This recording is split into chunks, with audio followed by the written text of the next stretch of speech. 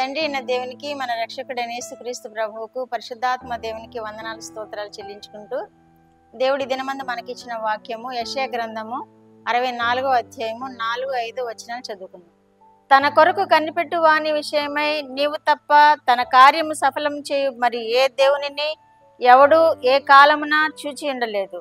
అట్టి దేవుడు కలడన్న సమాచారము మనుషులకు వినబడలేదు. అట్టి సంగతి వారికి తెలిసి ఉండలేదు. నీ మార్గములను బట్టి నిన్ను జ్ఞాపకం చేసుకొంచు. సంతోషముగా నీతిని అనుసరించు వారిని నీవు దర్శించుచున్నావు. చిత్తగించుము, నీవు కోపపడితివి, మేము పాపులమైతిమి. బహుకాలం నుండి పాపములలో పడి ఉన్నాము, రక్షణ మాకు కలుగునా అంటున్నాడు. ఇక్కడ దేవుని యొక్క కార్యాలను ఒకసారి వెల్లడి చేస్తున్నాడు. దేవుని యొక్క కార్యాలను వెల్లడి ఏ విధంగా చేస్తున్నాడంటే, తన కొరకు కనిపెట్టుకుని వారి విషయమై, మనకు దేవుడు చేసే కార్యాల విషయమై, మీరు కాక ఇంకెవరు చేస్తారు? మీరే కదా మా మార్గములను నడిపించేది, మీరే కదా మాకు జ్ఞానం ఇచ్చి మమ్మల్ని క్షేమ స్థితిలోనికి నడిపించేది, మీరు కాక ఎవరు చేస్తారు అని ఇక్కడ గ్రంథకర్త వ్రాస్తున్నాడు. గ్రంథకర్త మనకు తెలియజేసే విషయాలు ఏంటంటే, నీవే కదా నీ మార్గములను బట్టి నన్ను జ్ఞాపకం చేసుకుంటున్నావు అని అంటున్నాడు. సంతోషంగా నీతిని అనుసరించు వారిని నీవు దర్శించుచున్నావు అంటున్నాడు. సంతోషంగా నీతిని అనుసరించే వారిని ఆయన దర్శిస్తున్నాడు.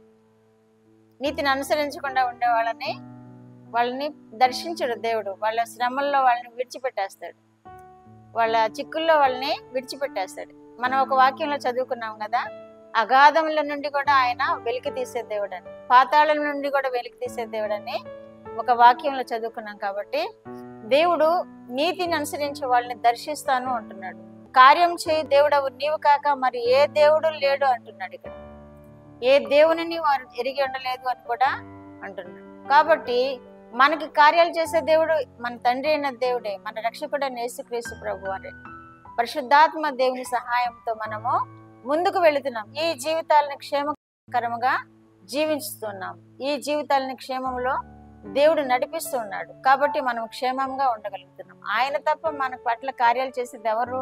ఈ వాక్యం ద్వారా మరి ఒకసారి మనము జ్ఞాపకం చేసుకున్నాం. మన పట్ల దేవుడు అద్భుత కార్యాలు చేస్తున్న దేవుడని, మన పట్ల దేవుడు మహాశ్చర్య కార్యములు చేస్తున్న దేవుడని మరి ఒకసారి ఈ వాక్యం ద్వారా మనము తలపోసుకుంటున్నాం. గ్రంథకర్త అంటున్నాడు, నీవు కాక మరి ఇంక ఏ దేవుడు ఉన్నాడు? మాకు సహాయం చేసే దేవుడు అంటున్నాడు. కాబట్టి ఆయనే మనకు సహాయం చేసే దేవుడు, ఆయనే మన కార్యాలను సఫలం చేసే దేవుడు, ఆయనే ప్రతి కాలాలని ప్రతి సందర్భాలను బట్టి మనకి సహాయం ఇచ్చి పోషిస్తున్న దేవుడు. శీతాకాలం వచ్చిందంటే మనకి దానికి తగిన స్థితిని కలుగు చేసి మనం సంరక్షించే దేవుడుగా ఉన్నాడు. వేసవకాలం వచ్చిందంటే దానికి తగిన స్థితిని మనకు కలుగు చేసి మనల్ని సంరక్షించే దేవుడుగా ఉన్నాడు. నీవు కాక నీ మార్గం కాక మరి ఏ మార్గం మనకుంది? ఆయన మార్గమే కదా మనం ఎంచుకోవాల్సింది. ఆయన మార్గంలో నడిస్తేనే కదా మనం నీతిమంతులుగా తీర్చబడతాము.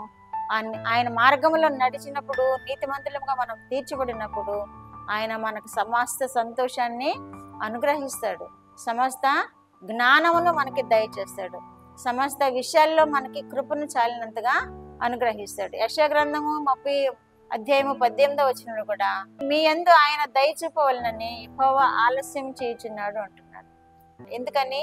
మనమందరము రక్షింపబడాలని. ఆయన సృష్టి అయిన భూమి మీద ఉన్నటువంటి ప్రతి జీవి ఆయన దేవుడిగా కలిగి ఉండినప్పుడు ఆయన సంతోషిస్తాడు. ఆయనతో సదాకాలం జీవించాలని ఆయన కోరుకుంటున్నాడు. కాబట్టి ఆయన రాకడను కూడా ఆలస్యం చేస్తున్నట్లుగా మనం ఈ వాక్యాల్లో చూస్తున్నాం. మనల్ని బట్టి ఆయన ఆలస్యం చేస్తున్నాడు. యెహోవా ఆలస్యం చేయుచున్నాడు అంటున్నాడు. మిమ్మల్ని కరుణింపవలనని యెహోవా నిలువబడి ఉన్నాడు అంటున్నాడు. ఆయన ఎవరు నా కొరకు విజ్ఞాపన చేస్తారా, ఎవరు నన్ను వేడుకుంటారా, ఎవరు నా కొరకు కనిపెట్టుకుంటూ ఉంటారా అని ఆయన మన కోసం కనిపెడుతున్నాడట. ఈ వాక్యంలో ఎంత గొప్ప ధన్యత మనకి. మన దేవుడు మన కోసం కనిపెడుతూ ఉన్నాడు. ఎవరు ఆయన్ని విజ్ఞాపన చేస్తారు, ఎవరు ఆయనకి స్తుతి చెల్లిస్తారు, ఎవరు ఆయన్ని వేడుకుంటారా అని ఆయన కనిపెడుతూ ఉన్నాడు. కాబట్టి మనమే ఆయనను చేరుకోవాలి, మనమే ఆయన పాదాల దగ్గర గడపాలి, మనమే ఆయన పాదాల దగ్గర మన విజ్ఞాపన అంతా పెట్టినప్పుడు తప్పక మన కార్యాలు నెరవేర్చే దేవుడుగా ఉన్నాడు. తప్పక మనల్ని దర్శించే దేవుడుగా ఉన్నాడు. యెహోవా న్యాయం తీర్చే దేవుడుగా కూడా ఉన్నాడని ఈ వాక్యంలో మనకి తెలియచేయు. ఆయన నిమిత్తము కనిపెట్టు వారందరూ ధన్యులు అని కూడా తెలియజేస్తారు. కాబట్టి మన ధన్యకరమైన జీవితం జీవించాలంటే ఆయన కృప కొరకు కనిపెట్టుకుందాము. మన సమస్యలన్నిటి నుండి విడిపింపబడాలంటే ఆయన కృప కొరకు కనిపెట్టుకున్నాము.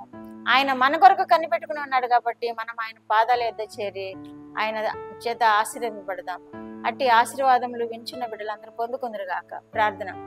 మా దేవా, మా ప్రియ పరలోక ప్రభువా, మీ పరిశుద్ధ పాదములకు వందనాలు, స్తోత్రాలు. మా రక్షకుడైన యేసుక్రీస్తు దేవా స్తోత్రములు, పరిశుద్ధాత్మ దేవా స్తోత్రములు. ఇచ్చిన వాక్యం కొరకు మీకు స్తోత్రములు. మీరు మా కొరకు కనిపెట్టుకున్న దేవుడవని, మా కొరకు నైనా వేచి ఉన్న దేవుడవని, మేము ఎప్పుడు మీకు మొరపెట్టుకుంటామా, ఎప్పుడు మీకు స్తుతి చెల్లిస్తామా, వాటిని అంగీకరించి మీరు మహిమ పొంది మా మనవులను ఆలకించి మా కార్యాలు నెరవేర్చి దేవుడవని వినుచిన బిడ్డలందరూ నాయన మిమ్మల్ని ఆధారం చేసుకుని ప్రభువా మీ నుండి మేలులు పొందుకొని ఆశీర్వదింపబడే వారినిగా చేయమని, ప్రార్థన కోరిన బిడ్డలందరూ ఎడల మీరు కృప చూపి వారి అవసరం తీర్చమని యేసుక్రీస్తు వారి పేరిటి మనవులు మీ పాదముల యొద్ద వేడుకుంటున్నాను పరమ తండ్రి. ఆమేన్.